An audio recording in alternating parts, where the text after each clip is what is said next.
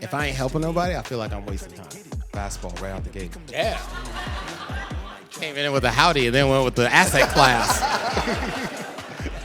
Man. So there's a lot there in terms of when you start talking about go from howdy to out to asset class. This is like the second board conversation. So I'm just curious, is that important to y'all? Y'all into the board thing? Yes. Okay. Copy that.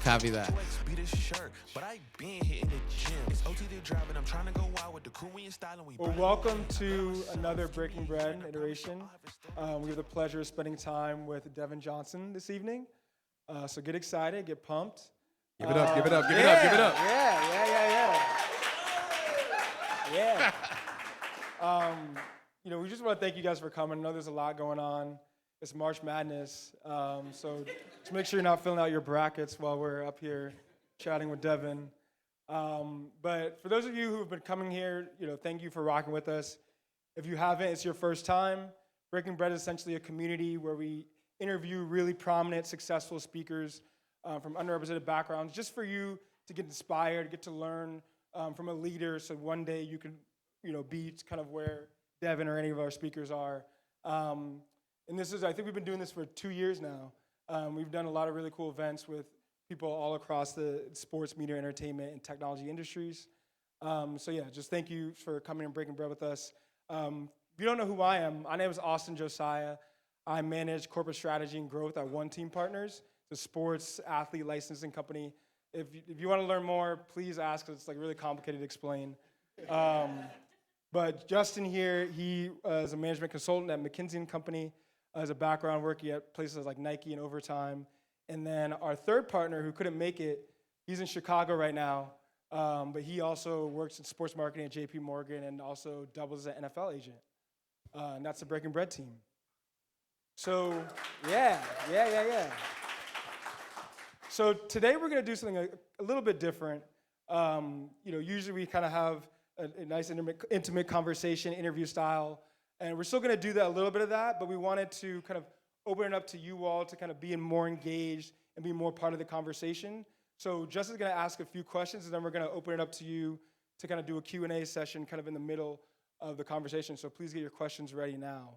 And then after that, we'll move into the Breaking Bread portion. We'll have music curated by DJ A-List over there, and then we will go on, and you'll go on about your evenings. So I want to make sure, I'm going to read this. I want to make sure I get it right. I want to introduce you to Devin.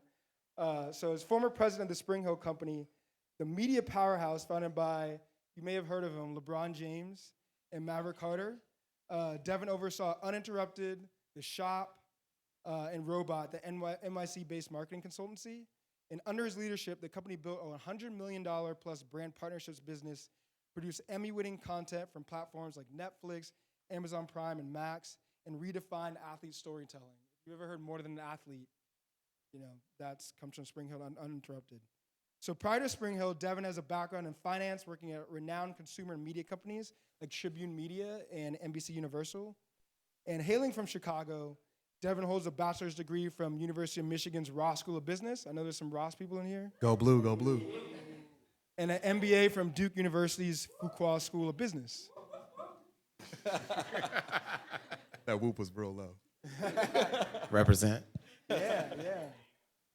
He also serves on the boards of Progressive Insurance and Jenny's Ice Cream. So without further ado, I will pass it over to Justin.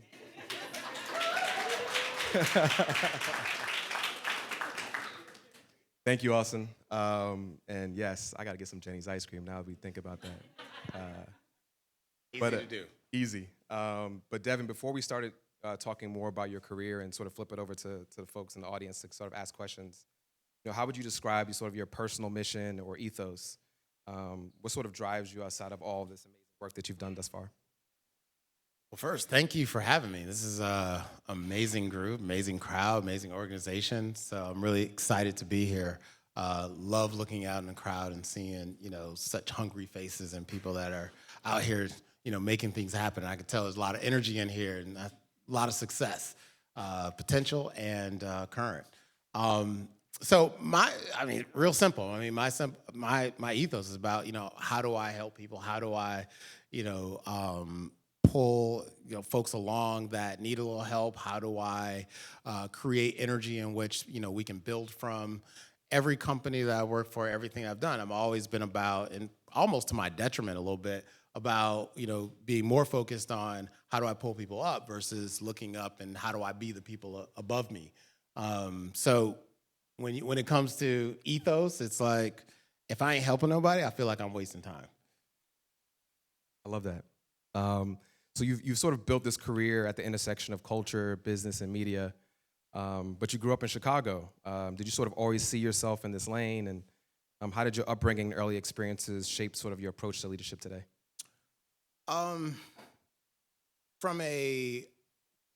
As a kid, I was, I grew up kind of in that middle class space. And I remember in 8th grade, I was, it was probably a recession at the time or something, but I remember doing research on what are the careers that you can get a job. I mean, that was my focus was like, in 8th grade, I don't know why, but in 8th grade, I was like, how can I get a job? And I remember this book, and I can picture the book. It was called Pathways. And the book said, if you become an accountant, you're going to get a job. And I was like, sign me up. I'm going to be an accountant. Let's do this. And from that time, probably till, I don't know, maybe sophomore year in college, I was like, I'm going to be an accountant. And it wasn't until probably that time where I realized, I don't think I want to be an accountant. And, it was just one of those moments where, over time I had done some internships, I'd done some things, and you kind of realize that you can't be making decisions based on what the world says you can get a job or how you can get a paycheck. You got to make decisions based on passion. And you got to make decisions based on what, gives you life and what gives you energy. And, if there's anything I could say, take away anything, like from this moment, make your decisions, make your career decisions on passion and what you want to do and what gives you life and what gives you energy. Because, the paychecks will always come. The paychecks ain't going nowhere. And, sometimes, there's all kinds of things that happen in your career, but the reality of it is that if you're doing what you love and you're really giving it all and you're feeling really good about what you do and how you're kind of driving your own personal mission and your ethos, the money will find us. The money will find you. How do you sort of balance the sort of acquiring sort of those technical skills of being an accountant with also pursuing your passion? And I don't know if that, you know what I'm saying? Like, how did you sort of decide that? Well, I mean, so I think somehow in the transition, what I started thinking about myself more as a business person and not an accountant. So accountant is a job. It's literally like, I remember my first job. I was like accountant one. That was the job title, accountant one. And and that's a job. But what I really believe that I'm good at is partnerships, relationships, driving revenue, commercialization, and marketing. Those are all things that are, it's the business. It's how do you grow and it's how do you develop. And so from where I sat at the time, the first moment I realized that accountant wasn't my thing, it was because I was actually working, or I developed a Black student newspaper in college. So me and a partner, she was an editorial person, she was in the journalism school, I was in the B school, and we were like, we need a Black newspaper. And I was responsible for how are we gonna pay for it. And so that meant sometimes talking to the school and trying to get funding, and that was also going out and talking to a pizza joint and saying, would you sponsor or would you, buy a page in our newspaper? And that was when I first realized that, I could be a business person. And, we can put together the plan of what this publication can be, what kind of revenue it would take, and then what kind of editorial and how do you marry it together to actually create a product. And when I did that, I was like, oh, I can do this thing. And so from that point on, then it always became, okay, well then, how do I grow and develop, and how can we did one issue, how can we do another issue? And how do you keep growing upon that? And so that was kind of the first time I realized that, there was an opportunity that was beyond really just what that Pathways book said. It was more about what I think I could do and what I could grow into. So you've sort of seen advertising from print and then obviously now in digital. That's amazing.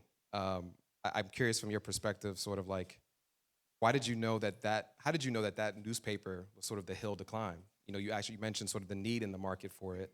I'm sure there was a sort of other potential opportunities that you could have diverted your attention to. What spoke to you about that opportunity?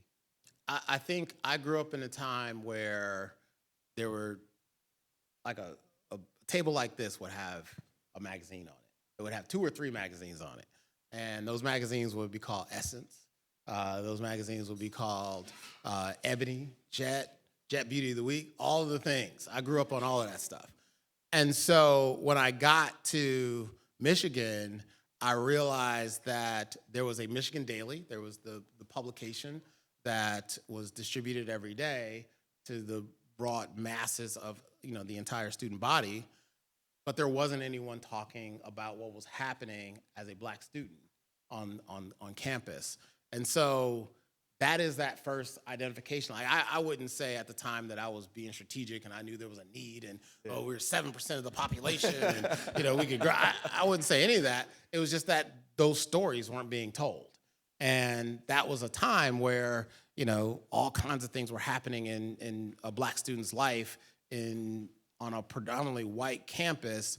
There were flyers being slid on your door that was racist, and there were all kinds of things happening. So those stories and the people that were kind of in that 7%, those stories weren't being told.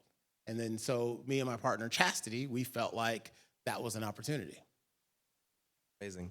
I feel like I could go way deeper into that conversation, but I also want to make sure that we give the audience opportunity to ask questions. So I'm going to turn it over to you all.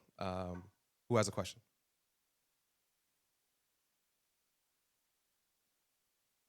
Howdy, my name is Joe. Howdy, you went with the howdy. Howdy, yeah. Where are you from? East Coast, but I lived in the South a little bit, Mississippi, Okay. Louisiana. So All right. that's maybe where it come from. Pleasure to meet you, Devin. It's really awesome having you here and breaking bread. This is amazing. My question for you is, what's your take on TV and film as an alternative investment asset class, and how would you advise individuals interested in that investment route to start a conversation, and with who would they start that conversation with? Would it be an executive producer partner, or a showrunner? So yeah. Fastball right out the gate. Yeah. Came in with a howdy and then went with the asset class. Man. I think everything starts with the idea and the creative first. So you got to have something that you believe that it's either a story that's not being told or a creative idea that needs exploring. Start there first. And then all the business things around it can take care of itself, because once you have a great idea, now you have something to pitch. You have something to talk about.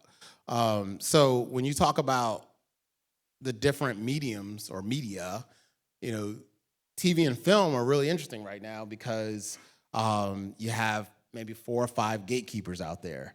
If you can't sell a project to Netflix, Paramount,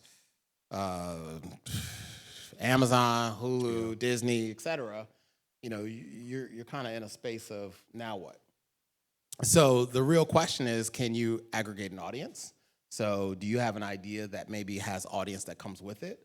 Or do you have an idea that you think is so compelling that they're going to buy it? And if they are going to buy it, then we start talking about, well, what's the right business model for you? That could be, do you want to own the asset? And so what does that mean? That may mean that you need to invest in the development process. So you're you're taking something to them that's a little more complete versus showing up to them saying, I have an idea, in which they may fund the development of it, but guess what? They're going to own that entire idea. That's going to be the terms they're going to request from you. So you have to then figure out what's the right approach for your idea and where do you see it. A lot of times as a creator or producer, you have to visualize, where do you see my project living? And that may not be where it lives, but you got to start with a vision, and then you start there, and then those are the conversations that you can start having to figure out if that's the right platform. The other thing is, there are all kinds of ways to there are all kinds of the ways for projects to come to life. Sometimes people visualize their project as a film, but in reality, it's starting to be real mushy of what's a film versus what is quote unquote TV. Netflix is neither of those, but they have some things that are, have a 90, 180 minute length, and there are things that they break up into episodic. And there is probably, if you talk to the folks at some of those platforms, they like episodic because you can get people to come back, you can spread out your distribution strategy. There's a lot of things you can do to make sure that, is this the right platform, or how do I maximize you as a subscriber? And so a lot of those get kind of infused into the creative conversation. So I said a lot. I'm not sure if if I answered your question, but there's a lot there in terms of when you start talking about go from howdy to out to asset class. Okay.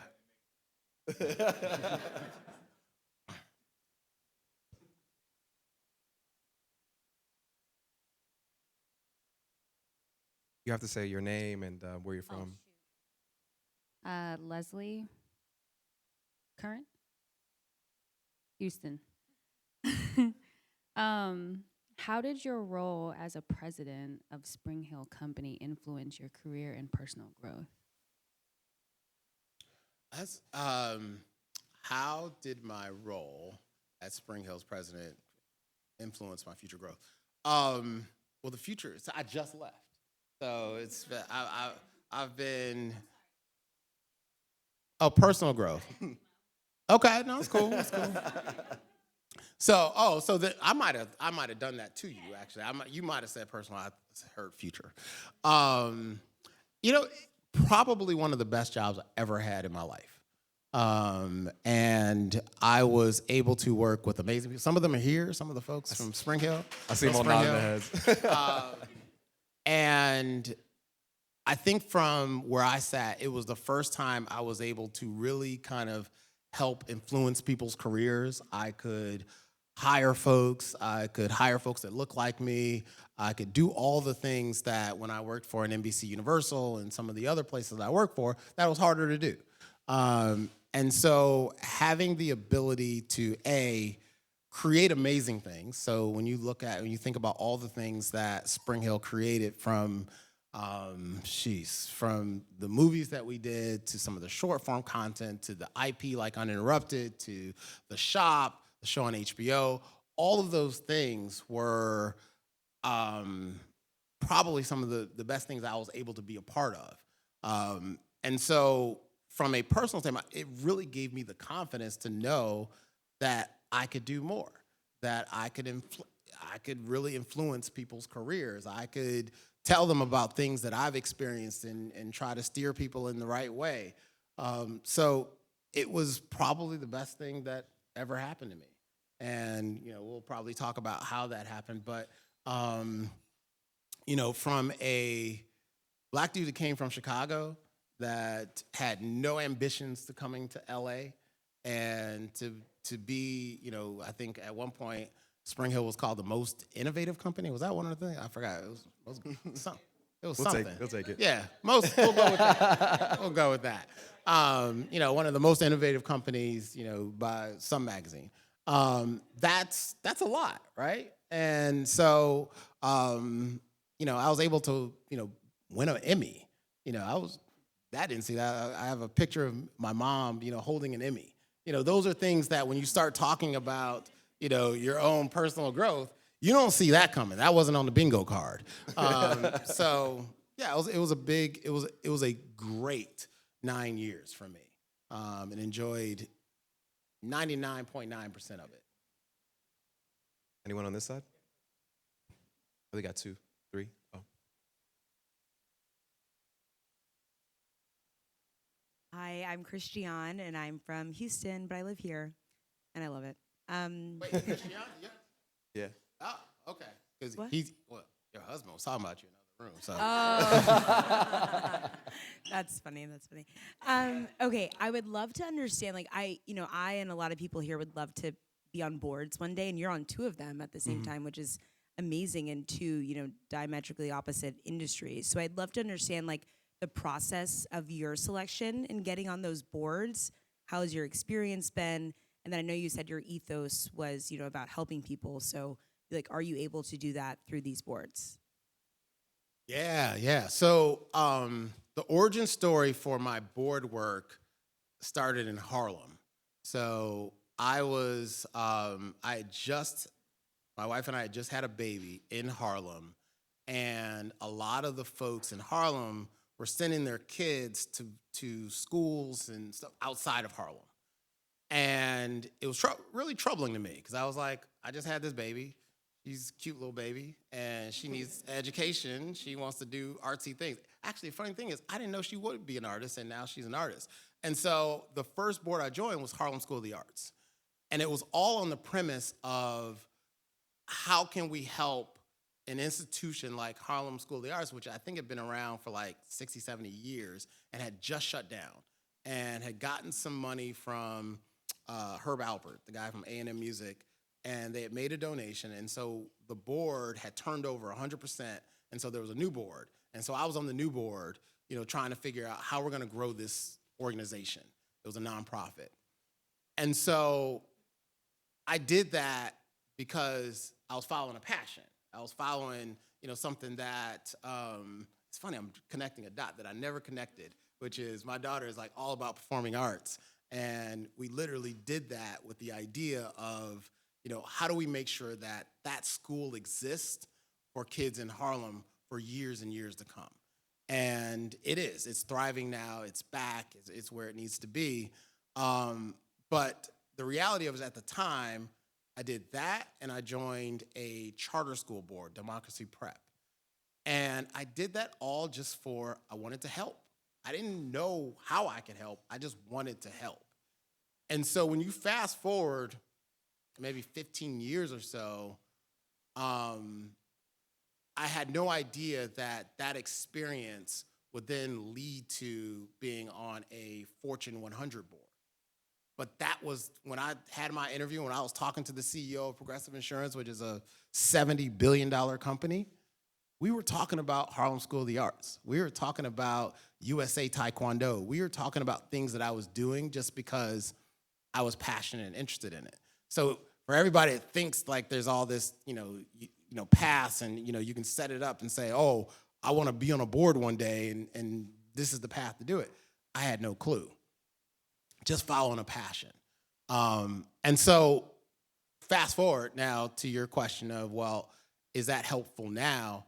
Yeah, because everything that I've done nonprofit led to that. So Boys and Girls Club, I was on the board of the Metro LA Boys and Girls Club, did Harlem School of the Arts, Democracy Prep, and those led to this other board. Now that different league, right? Now when you start talking about a for-profit board and you start talking about Fortune 100 boards, now the question is, can I influence and help other people join boards? Because it's not. Our board is like, I don't know the number, but there's 2 African Americans on our board, which is probably above average if you think about it. Out of 12 to 14 people, having 2 is probably well above average for the normal board. And y'all can go off and do your own Google research of what the compensation is to be on a board, but it's impactful.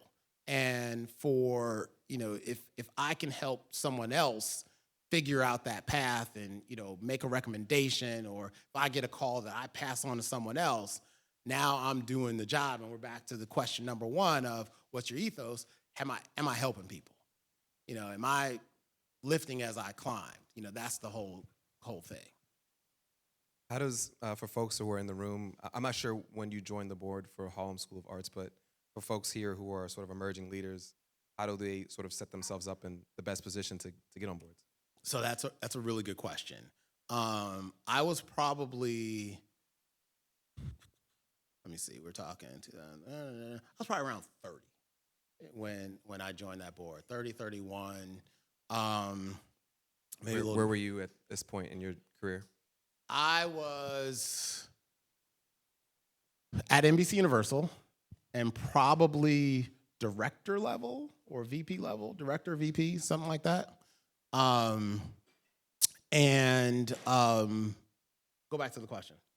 How do folks like, Oh, how in you the do it? audience, Okay, cool. get in Thank best you. position? So another thing I'll tell you, I was diagnosed with ADHD as a 47-year-old, but we can get in that later. So this is the time. This is the time. This is the time. So if you're interested in anything, the arts, helping kids, whatever it is, there's an organization for you. And you can go out and volunteer, and you can either volunteer and just be a volunteer for the organization, or you can actually join the board. There's no age limit. There's no wisdom requirement. You can actually just do it. And then the things that you will learn about governance. You'll learn the difference between managing an organization and being, having governance on it. We have our GC, Indy Piper, will tell you more about that. But it becomes really important because those are the things you'll learn along your career in being in board life. And it becomes kind of what you need if you ever decide that you want to do a for-profit situation. That nonprofit experience is what will guide you. It's the same game, really. Strategic planning, making sure the CEO reports. It's a whole thing. But it's all the same, whether you're nonprofit or for-profit. Not all the same, I shouldn't say that, but a lot of it is pretty similar. So I think it's really important that you all find that one nonprofit thing that you're working on to really kind of show your energy, because whatever you do in your daytime life has value there. If you're a marketing person, there's value that they need to market something they're working on. If you're a strategic planner or you're a strategy or a consultant, guess what? There is a need for consulting and strategic planning to happen at these nonprofits. And you're building a skill set and don't even know it, that maybe 10 years beyond that, you may show up on a for-profit board. Another follow-up question. Yeah. Do you know Taekwondo? I do not. Okay. I remember when I do first not. met you, I was like, I feel like he may or may not know Nah. Taekwondo. So USA Taekwondo, there was a time when they were having a little bit of a challenge and needed people with business experience. And they needed people outside the organization because everybody within the organization was like, oh my God, everything's got to be done in a certain way. And so they needed people outside, what you would call an independent director. They needed independent directors, so they need independent thinking, effectively. And so I came in and, through the USOC and was asked to join that board and ended up becoming chair of the board, which is a whole different thing. But to your point, no, I didn't have Taekwondo experience. Yes, there were people threatening me with their Taekwondo experience, which was real scary at certain points. But it was the best learning experience because it was an organization that was in turmoil and was having a lot of problems. I learned so much in that 3 or 4 years that I was doing that, and I didn't know what it was going to lead to. It prepared me because when you're leading, when you have to have the courage of lead, you got to know that you will face criticism. Whether it's correct or whether it's right or wrong, you will face criticism. And I needed that experience at USA Taekwondo, chairing that board, to feel that pain as somebody that thinks that I'm always doing the right thing, and for somebody to say that he's full of crap, or for somebody to say he doesn't know what he's doing. I needed that. So when I was president of Springhill, I was able to deal with that same criticism that could come. And there's no job that you're ever going to have. The higher that you get in your jobs, there will be more people that will have a different viewpoint of where you should be and what you should be doing. And if you don't have the wherewithal to be able to withstand that, you shouldn't have the job. It just doesn't work for you. You don't need to be leading, because that's part of the thing. We got to hear from the Springhill family.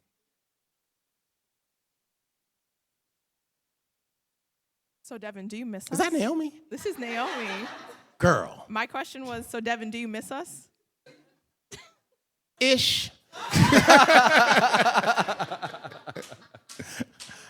I'm binge watching. I'm doing a lot of stuff right now. I gotta admit, I am enjoying my time off.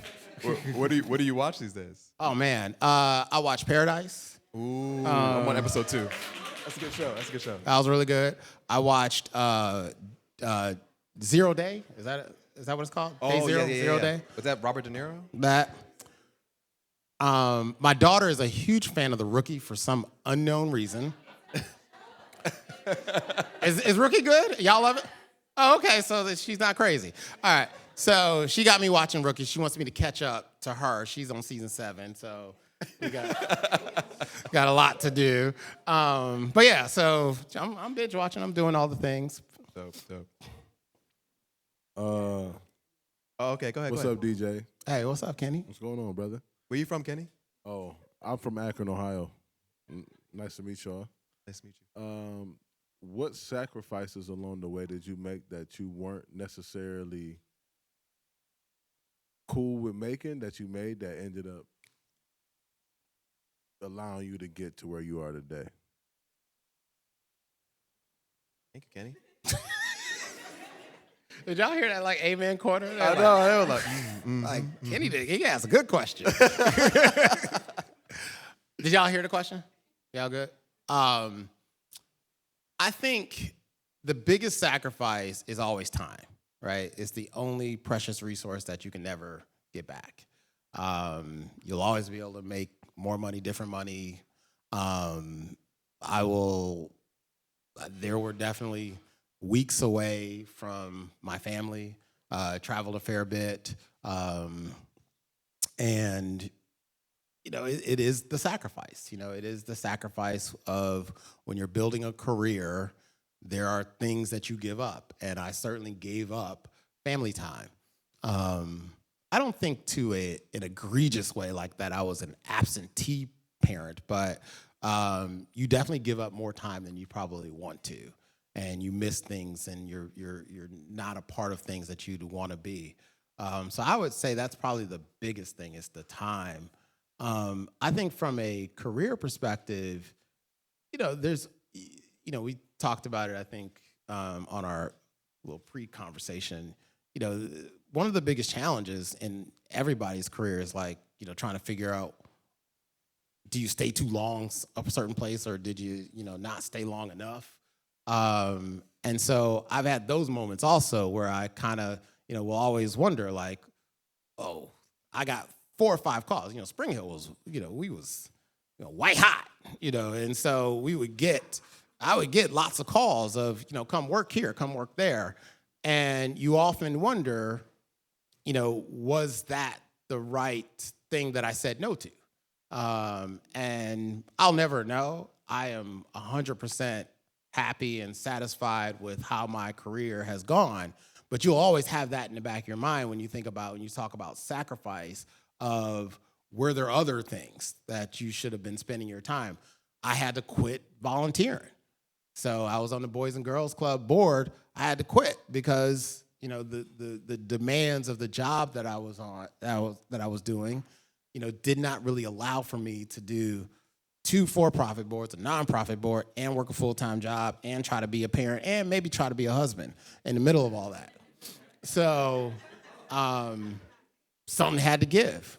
And so, that's sacrifice, because I do enjoy volunteering. I do enjoy giving back. So that would be probably the other half of that answer. Hi, how you doing? Hey, what's your name? Oh, okay. My name is Megan. I'm from New York. Hey. We hear you from New York. You're. Yeah. I got a question coming from my own personal experience. I would love to know from your experience at Springhill, what would be the most valuable lesson that you learned about building a creative company of that scale, and how you maintained authenticity to yourself. And I think what you kind of touched on in your last question, but I think that is something that I would love to know. Yeah, I think the biggest thing that I learned, and I learned this really early from Mav, which is, kind of what I was saying earlier about the idea comes first. the creative and what it means to be a creative-led company is super important. It's almost, I'm not gonna say everything, but it's a lot. And I think the thing that we had to learn, or the thing that I learned, is that balance of creativity is super important, but the business of that idea also matters. And the timing and all of that stuff is very kind of important of how that balance goes, and how do you create a business, how do you execute a creative idea with a commercialization strategy or a business strategy that goes along with it. And sometimes they run conflict and you have to make a decision. And it's not always apparent what that decision is. And I wouldn't, I think if Matt was here, he might say, always lean creative. I would say there are times where, you have to then shift to the business idea, and knowing the win is the hardest part. And so knowing that, there are things that we did very well in terms of managing the commercialization with the creative. And there are probably things that I will look back and say we could have done a little better in terms of managing that balance. And so that's what I would say is kind of the biggest learning.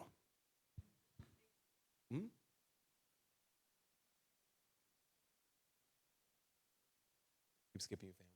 Come back to you. Hello, Devin. How are you? My name is Jose Aparicio. I'm also a Michigan alum. Go Blue. Go Blue. Go Blue. I wanted to ask you a question about the recruitment process to get recruited for the Progressive Board. Can you share some details on the recruitment process? What does the commitment entail? And also, how can we prepare ourselves in our career to be sought after for those seats? Okay. I'm just curious, because this is like the second board conversation. So I'm just curious, is that important to y'all? Y'all into the board thing? Yes. Okay.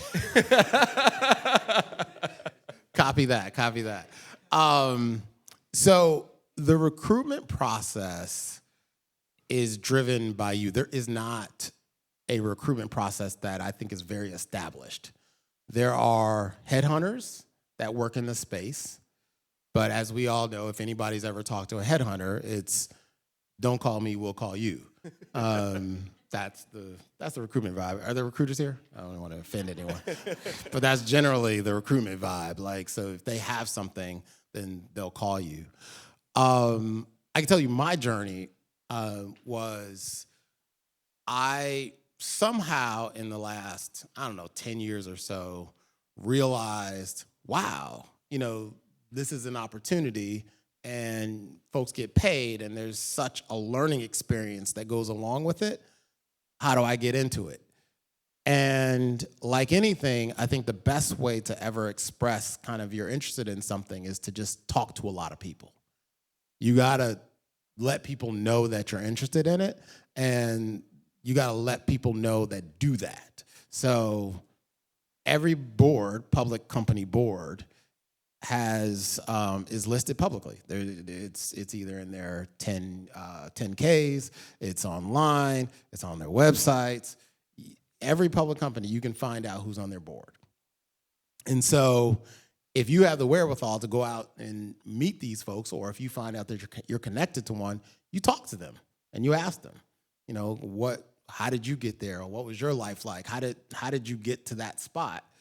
And for me, it was because I was networking and talking to someone who was on the board, and I expressed interest, set time with her, and said, hey, walk me through how it works. And she did, and introduced me to like 4 or 5 headhunters who said, don't call me, I'll call you. And then, she actually, her board that she was on had a need that matched my need. And it was very, what's the word, serendipitous? Is that the right word? Okay, it was serendipitous. Or some might say just, I was very blessed. Had a conversation with the CEO. I think we talked a lot about my nonprofit board experience, and she wanted to be clear that I understood the difference between how a board works and the difference between management and governance. And that is kind of what the process was for that. And then, there's a formalized process of getting voted and all that stuff. But that was the process for me. I don't think that's going to be the process for most people. I think most people are probably going through headhunters. Probably 80% of it, or I guess I'm kind of contradicting myself, because a lot of it is people that you know, but when you're black or brown, the chances of you knowing someone in those roles are probably limited. And so you're gonna have to extend outside your comfort zone, or, you can't, I would not recommend going through and just finding the black and brown people and just calling them. I think it's more of a conversation of finding people that have your kind of background, because boards operate as they want very specific skill sets. So if you're working in financial services, they're going to want some people with some finance background, some marketing background, some cybersecurity background, maybe HR background, maybe someone who's led or been a CEO of a public company. Those are the kinds of profiles they're looking for. And so then you create what's called a board profile, or board bio. That's what it's called. Board bio. Board bio is what it's called. And it's kind of like a resume, but it's a little bit more about kind of the specific board experience you had, nonprofit and for-profit, and what your specialties and your skill sets are. And then that's how you kind of find your board, is that they're going to be looking for someone that has that specific skill set. For me, it was kind of digital media and marketing is kind of what they saw in me. And so when you look at my board bio, that's what it has on it. What type of value add or things that maybe people don't know about your board positions that you've sort of found through the process of being a part of Progressive, Jenny's, et cetera? What kind of? Like value add, like I think people will talk sort about there's a monetary piece, of course. Mm-hmm. There's also the cachet of being on Progressive. But I don't think people talk about the network of people that you now are encompassing, or other things that maybe so I'm not even you're thinking saying about. What's the value been to me? Yes. Through that. So I think more than anything, it's the learning.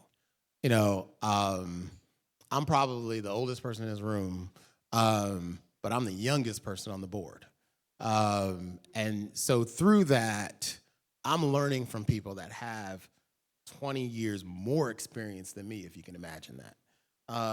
And so that in itself, you can't really duplicate. So having that experience and learning from people that have done things, these people are CEOs, they're cybersecurity experts, they're, officers in military, there've been a lot of things. And so getting that experience and sitting down with folks and having dinner with them and having these meetings and hearing how they unpack issues, that helps me in my board work, but also helps me as an executive. So it's not just a one-dimensional thing where it's like board help board life. It's actually, it helps me be a better executive, because guess what? Any company that you work for generally has a board. And so now I know how to talk to them, because I know what I hear when I'm sitting on the boards that I'm on. And so that becomes kind of a circular reference of helping me become a better executive, which is also important because that's what feeds my family. Yeah, I mean, that's the value. The other, we talked about money, we like money. But the thing is, for the people that are on those boards that are high net worth individuals, the money is pretty inconsequential. I think for some of the folks in this room, they'd probably be like, wait, what? I could do that? I get it. But it's not the driver. The driver is the learning. The driver is, how do you become better? The driver is making a difference at this company. The driver is also low-key, like employees of that company will look to me and say, wow, I can't believe you're there. It's good to see you there. So I get that too, just, talking to employees of the company. They hit me up on LinkedIn. Like, I'm just happy that you're, that you look like me and you're on the board of my company. So that's also, I think, part of what you get out of the value add. I think we got time for a few more questions. Can you guys hear me? Oh yeah. Go. Hey, Devin. Thanks for being here tonight and sharing. My name's Ian. I'm curious about talent-led or talent-adjacent media companies and the decision to raise capital. Obviously, there was a lot of publicity about Springhill raising capital and the implied valuation. I'm more curious about what were your considerations? What were you guys looking, like what growth were you looking to enable? And what changes when you raise capital? And obviously the market's different today. So what should talent-led or talent media companies be thinking about if they're thinking about raising capital today? Yeah, yeah. So the raising the money thing, and this is, I think any company or any startup or mid-sized company that's trying to grow, you have to think about what your capital infrastructure looks like. And when you are kind of on that growth phase, you got to figure out how much capital you need and where are you trying to be, and how much money do you need to get there. And so for talent-led, and I don't know if actually the talent-led drives the decision of capital making. I think talent-led, if it's the right talent, can help you raise more capital, but I don't know if it's necessarily part of the decision, because the business is the business. Either you can create content or you can't. Either you can build audience or you cannot. And that's with or without whoever's name is on the door. So I think the biggest part that you have to consider is when you said what can go wrong, or I can't remember the exact terminology used, but what's the impact is you are now, once you decide you're going to raise money, you give them a spreadsheet that says, this is what I'm going to do in return. I'm going to, this is going to be my revenue. This is going to be my operating profit. This is all the things that we're going to accomplish. And it needs to be attainable. And so when you do that, you just got to make sure that whatever money you're raising and the talent and the team that you have, that you feel comfortable that you can actually drive and get to the results that you're looking for, because you're chasing those results. Those people that have invested in you now are saying, hey, okay, we gave you the money, now give me my results, because that's going to effectively affect their ROI and, any type of liquidity event or anything that can happen after that. So the biggest consideration is, can you actually drive and get to the results that you think you can, or that you're saying that you can? Amazing. Hi, Devin. I'm Aylin from LA. I read your LinkedIn and also listened to the bio that they shared today. Wait, say that again? I listened to the bio and I also read your LinkedIn. Oh, okay. And what I noticed was that you have a variety of experiences. So anything from marketing, I think I saw finance, business development, innovation, just a variety of things. Mm-hmm. I feel like in this day and age, we're almost being pushed to have more of a specific expertise. So people can think of you, when they think marketing, they go to Malin, for example. How intentional were you about developing a specific skill set and in those spaces, and at what point maybe did you decide I needed to get more of a holistic skill set across the various industries? Okay. Yeah, good question. Yeah, I like that question. Okay. Wow. I never heard it. You got like applause on the other side for your question. So let's back up a little bit. So because you're keying in on career stuff, let me take it a level deeper. I think the most important thing that you can do for yourself is think about how you're living, okay? How are you spending your time that you're not in the job? How are you spending your money that you're earning from the job? These all become really important decisions because your personal balance sheet will drive some of the decisions you make. If you're spending more than what you're making, you will find yourself chasing dollars, and you'll find yourself chasing jobs, and you'll find yourself doing things that you may not want to do. Sound like somebody. Yeah, they like that. They like that. I'll take the amen. I'll take it.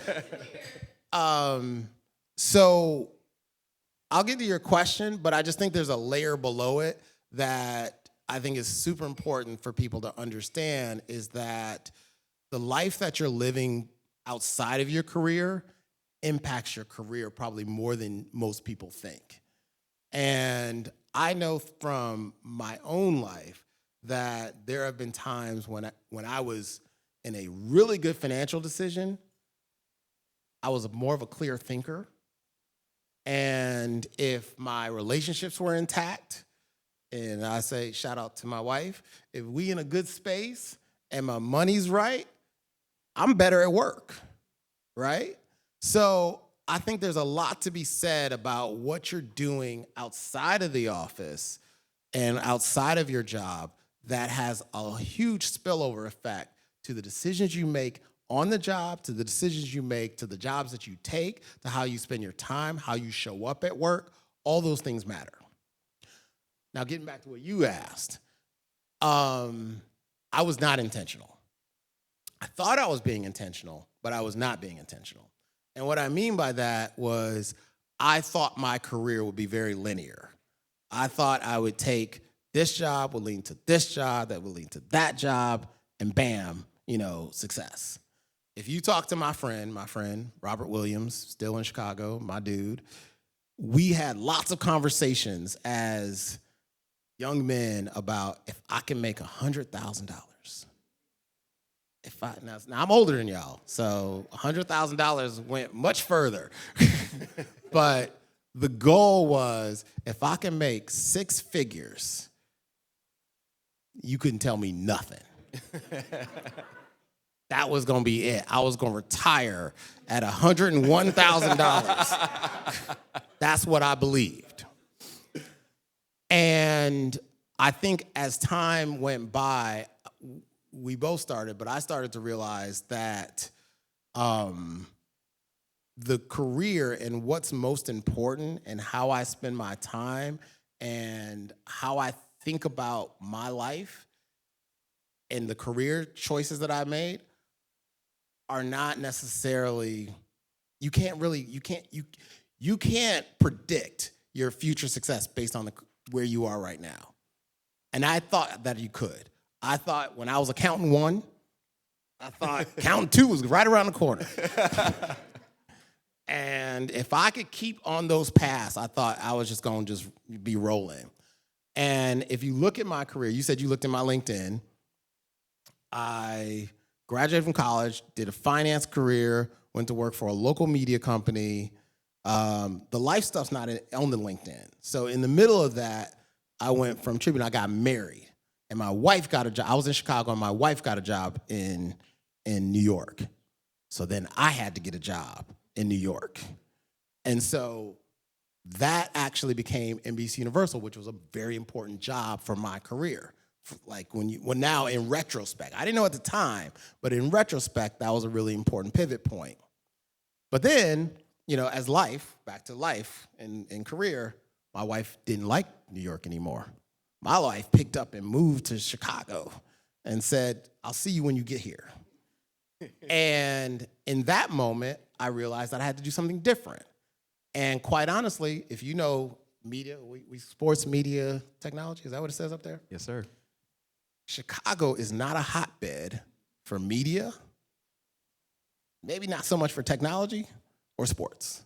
So I was in an impasse. Did not know what I was going to do next. 8, 9 years ago, y'all didn't know what Uninterrupted was. I didn't either. And we made it into something. And as a company, it then developed and grew. And then it grew into the Springhill company. All of that was a lot of faith. I had to have faith in not myself, in God. And I also had to have faith in my ability to deliver on results and build something. And so all of that is a long way of saying that I was not intentional. I did not know. There's no linear way, and you just need to make the right decision for the right time. But the most important thing you can do is make sure that your outside life is putting you in position to make a good career decision. Does that make sense? Okay. That was a long answer, but that's why I wanted to just kind of like... We'll just do one more question and then. I thought you were supposed to ask questions. They're asking great questions. You got whole cards there. I do, but I'm giving it back to the people. How you doing? My name's Nkosi. I'm from New York as well. Wait, say your name? Nkosi. Like N apostrophe K-O-S-I? No, N-K-O-S-I. N-K-O-S-I? Yeah, no apostrophe. No apostrophe. So my first best friend was the name Nkosi. That's crazy. Yeah, but he moved away. It was a whole thing. But so y'all not friends? Y'all not friends anymore? My first best friend. I'm sorry, you go guys ahead. aren't friends anymore. Say again? You guys aren't friends anymore? No, Oh, it was like 5 years old. You give me my new and We'll Kosi? be friends. We'll be friends. Yeah. Going off of that question, I also looked at your bio, and one thing that I saw you didn't mention in your career journey was your time in business school. I'd love to kind of hear about your decision making into going to business school, and then how your knowledge, skills, and experience during that time impacted you, or like impacted your career journey in such a creative-led industry. The decision to go to grad school was, for me, I felt like I needed a pivot. I was at a comp range that I did not love, and I thought that the MBA could help with that, and it did. I did an executive program, so I did it while I was working, and so the network that I have is probably not as strong as folks that go and do it full time, but I do have a network, and I claim, Duke after Michigan, but I claim Duke, and it was a very good decision for me. I don't always recommend it for everyone because there are folks that are on a path and their career is going well, and they would probably do better to stay on that path. But it's a very individual decision because it's not so much about the education. I had an undergraduate business degree from Michigan. I got a graduate business degree from Duke. Some of them books was the same. Like, for real. Like, same books, same cases. And so it wasn't a necessity, but sometimes the market needs to view you differently, and that's important. For me, it was in early 2000s, so I was making $70-something thousand, and I was trying to get to $100-something thousand, so I could retire at $101,000, and it worked. I went from $75,000 to $125,000, and so for me, I had won. But I needed that pivot for where I was. It worked for me, but I think people need to scrutinize that decision pretty carefully, because what was $75,000 for me, that same program right now is $150,000, and companies ain't paying for them like they used to, and so yeah, that's the whole thing. And so does it make sense for you to go into $150,000 worth of debt? You'd have to think about that for yourself. Sometimes it may make sense from a career perspective for what you're trying to do. If you're trying to pivot, that matters. If you're in something, especially like sports and entertainment, maybe technology, but sports and entertainment doesn't really value the MBA as much as probably other industries do. So you got to look at, the people that you work for and see what kind of backgrounds they have. You need to look at the jobs, and what I did at the time was I went through a bunch of job descriptions of jobs that interest me, and I looked at what the requirements were, and some of them said MBA. And so that's why I made the decision, but it's not one of those just do it type things. Yeah. I want to end it off with one question. So, a lot of your career was heavily finance-based. And so there's a phrase at Springhill that's like, you're basically more than an athlete. That's sort of become iconic. But I want to flip that for you.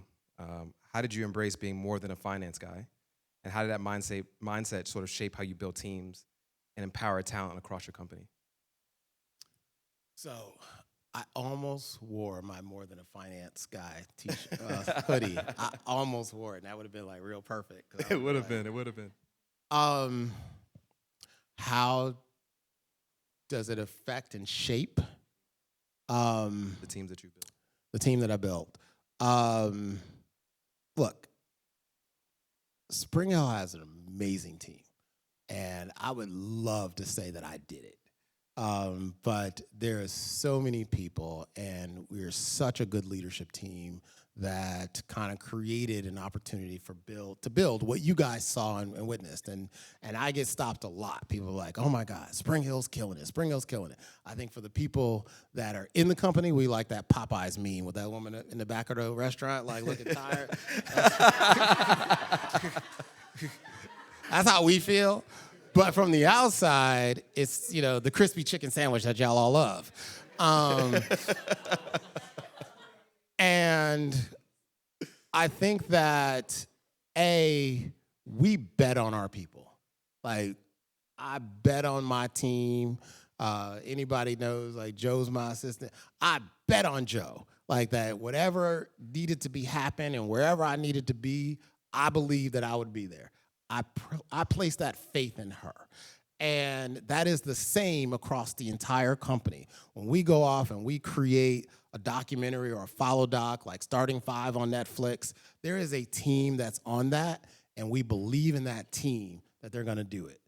And when we create a movie like Space Jam or Hustle, we believe in that team that's going to do it. And so that ethos of what we're talking about of building and empowerment, the company is about that.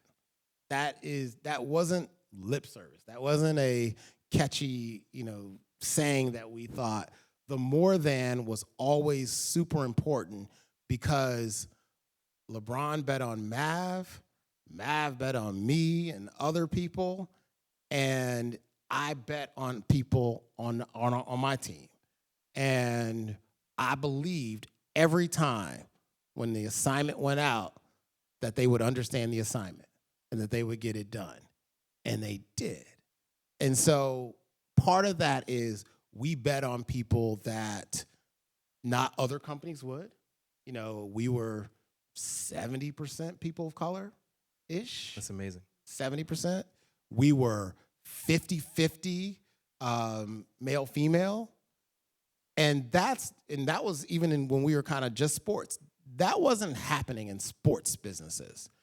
And so our belief in that diversity in this environment where DEI and all these things are curse words, we believed, and it actually created business results. And I would do it over and over and over again because that company was built on people that looked like me, and we executed and delivered and created things that mattered. And I can't say anything other than that. I'll end it on this. You talk about betting on people and betting on talent and the diverse team that you built.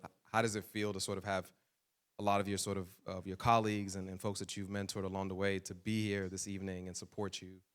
Oh, you gonna try to make me cry? I'm trying. You ain't Oprah. Little thug tear. I ain't gonna cry. But hey, oh, is that Autumn back there? An alley? Okay. I think it's a reflection of the community that we have. I'm not there, but that community is still there. And that was the community that we built. And it's so special. Someone asked me about the job. It was my best job that I ever had in my life. And I worked with the best people that I've ever worked with in my life. And the fact that they're here, I think represents, just kind of that community, that support. I appreciate. Thank you. Love y'all. Thanks for coming. I believe in them, and I like to believe that they believed in me. And I'm happy that y'all came to support. I'm happy that y'all get to experience them. Y'all should holler at them folks. They're good people. And yeah, it's just something that you'll never. These are core memories that I'll carry for forever. Give it up for Devin.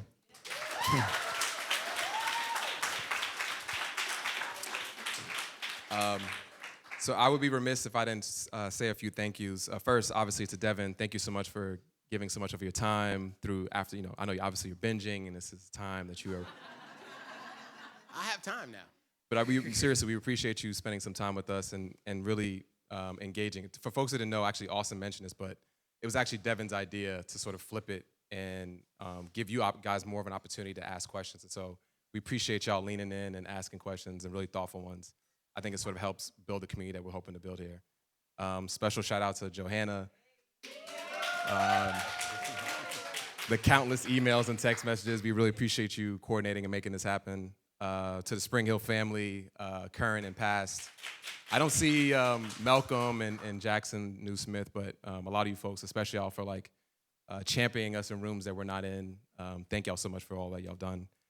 The credible team at the gathering spot, so Deandra, Ben, and the team here to put us and hosting this amazing event. If you guys have opportunities to do events, please reach out to their team. They're always looking to host events, and they're always a champion of people who look like us. And then lastly, to our team, so DJ A-List, Ashley, raise your hand. UCLA grad, doing her thing. Natalia, Mateo here on the production as well. Thank y'all so much for being a part of this tonight's event, excuse me. We really appreciate y'all. I think Austin's got a few words. Yeah. Another round of applause for Devin. Yeah, so, please engage with us. Follow us on Instagram, go to our website. We love doing these types of events. We also do other types of community building events. We've done dinners before. We've gone to the LA Sparks games as a Breaking Bread community. And so just continue to come and break bread with us. We're probably going to be doing another event in April, so look out for socials, emails. But yeah, we just love that you guys continue to break bread. I think I'll leave you with a couple of things that I took away from this conversation. Of when I think of boards, sometimes I think of like that old dude with like that's graying and a beard. But it's not. You mentioned that you joined a board at 30 years old in Harlem, and I think that's so cool that we all have skills. All of our certain powers that we have that we can contribute to make a difference in a lot of these spaces, and boards have a lot of power and influence, and I think it's a good way to kind of enact that power that you have and enact that influence that you have within these spaces, even beyond your day-to-day job and other things. So I just wanted to leave you with that. Thank you again for coming. Please meet someone you haven't met before. Connect with someone that you've been knowing for a while, and we'll see you next time.